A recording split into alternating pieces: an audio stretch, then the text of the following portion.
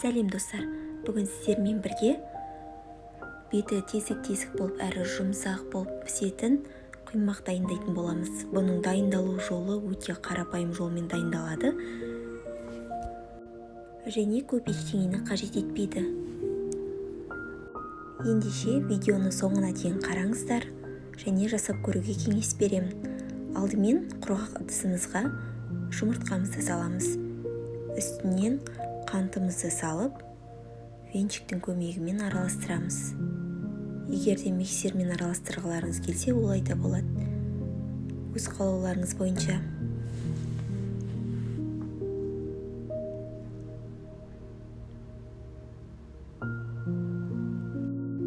Араластырып болған соң, үстінен сүтімізді құямыз және сұйық майымызды құйып, қайтадан араластыратын боламыз.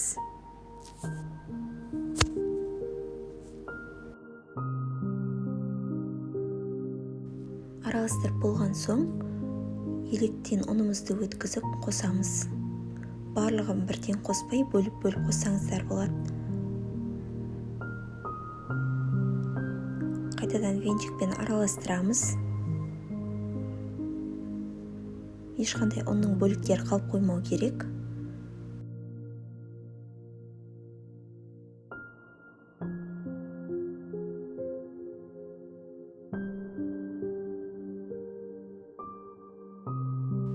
Енді құймағымызды пісіретін табамызды майлап қыздырып аламыз.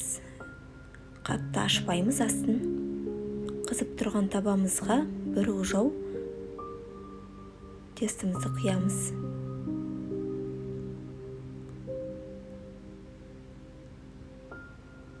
Осылай тимей қалған жерлерге қайтып үстінен құйып, домалақ құймақтың пішініне келтіреміз.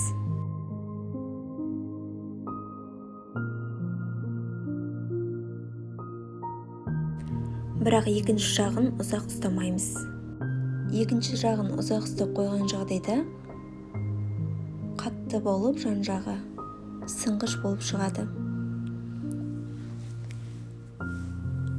Осылай кезек-кезек бір ожаудан құя отырып, құймақтарымызды пісіріп аламыз. Астын қозғамаймыз, басында қалай жай отқа қойдық, сол қалыппен пісіреміз. Астын қаттырақ ашып жіберсек, мықты қызарып кетіп, тез піседі, күйіп кетеді. Ал жай отта пісірсеңіздер, ұзақ піседі. Сол себепті орташа отта асықпай пісіреміз. Міне менің құймақтарым дайын болды. Сіздер де дайындап көріңіздер, балдарыңызға да ұнайды деген ойдамын. Назарларыңызға көп-көп рахмет. Барлықтарыңызға ас болсын.